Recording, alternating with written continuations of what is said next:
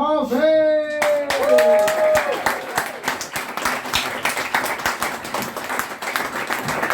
Is it Edinburgh?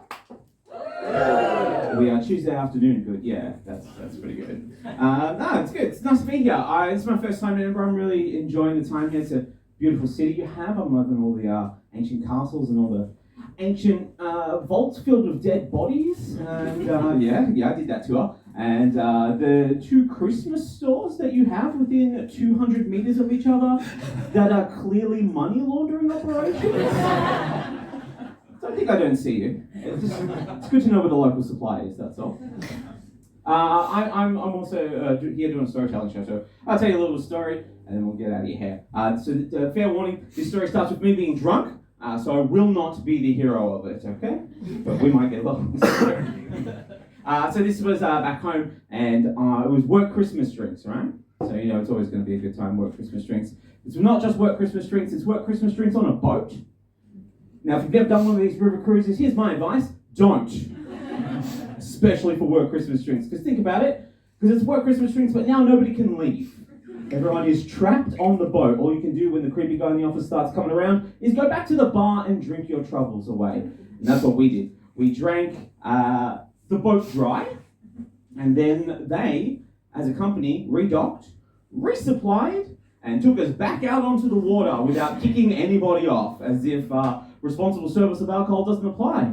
They thought they were pirates and we were on international waters. No, guys, we're in the Yarra River, right? It's not happening.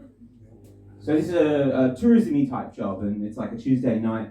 Party finishes around midnight. I take a train home because I'm a responsible citizen, and the house I'm living in is a 5-minute walk from the train station. And as I'm coming down the platform, this PSO spots me and decides he needs to get involved. Now, I'm aware you're going to need some context for that. PSOs, they're called Protective Service Officers, if you ever find yourself in Australia.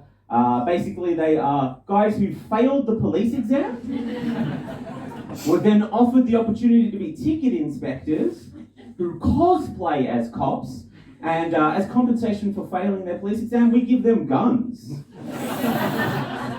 Too bad about the cop thing, but here, have one of these. So much for the country of responsible gun control, hey? They're like PCSOs, I'm told, but their whole jurisdiction is the train station. There's a lot of power and authority, but you know that's like seething inside. There is this like deep regret and like feelings of inadequacy. So when this guy engages me, you know it's going to go well. He says, "You're drunk," to which I very helpfully answered, "No shit." He did not like that answer. He says, "Why were you on the train? You should have taken a taxi home. That would have been the more responsible thing to do." And this is where our thoughts diverge on the matter, right? So I entered into what I would classify as a heated philosophical debate about the nature of public transport, who it serves, what its true purpose is, and if I wasn't supposed to be on it, why does his job exist? He did not like that answer either. Now he asked to see my ID. And I tell him, "You're not a real cop. I don't have to show you anything." I have received some legal advice regarding this story. If you ever are stopped by a PSO or equivalent, you are legally obliged to provide your ID. They do have the right to ask. They also have the right to arrest you, as I'll later find out. This was not information I had at the time, so I go to step around him and continue on my journey. Because remember, home is 5 minutes away. I'm still very confident I'm going to be there real soon. He, of course, steps back in front of me to do his thing, being a cunt, I believe it's called. He asks to see my ID again. I take a different, what I would classify as more respectful approach. I say, "Nah!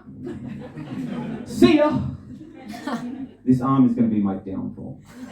He takes that arm and he twists it like right up around behind my back and like leverages me up off the ground with it.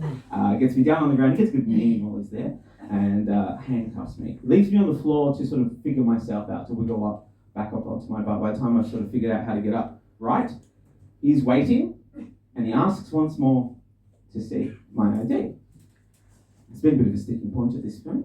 Now, sitting on the ground as I am, handcuffed, there's not a lot I could do. Theoretically, I could make a break for it. His jurisdiction is the train station.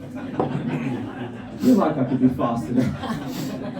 I'm handcuffed though, and I'm not super flexible, so I can't really get around up under, do one of those. So I'll probably still be handcuffed today. Be up here being like, what's going on, Edinburgh? Anybody got a key? So realistically, the only thing I've got left is words. So words are what I'm going to use. Guys, I doubled down. I said, you are not a real cop. I don't have to show you anything. He pulls away, takes a moment to compose himself. He's on his radio.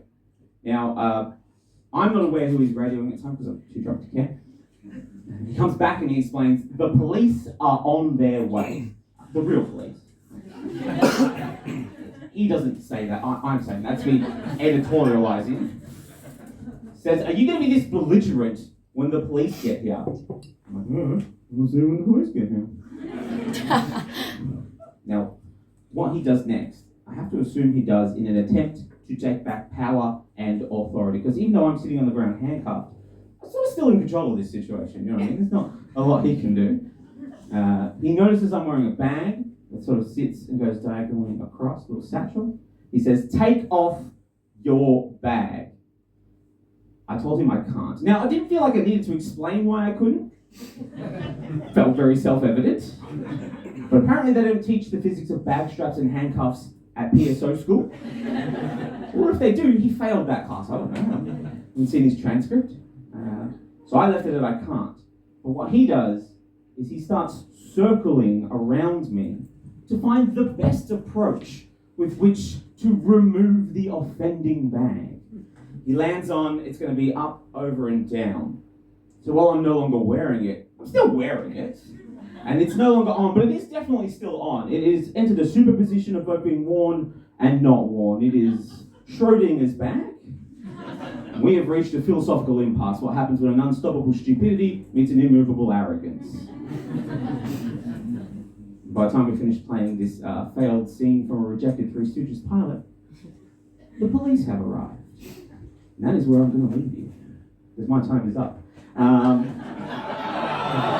I don't set the time limits, guys. If you want to hear the rest of the show, you're going to have to come see my show. It's called I Got Bit by a Monkey Once. It's 9 p.m. at Cannons Gate. Thanks so much, guys.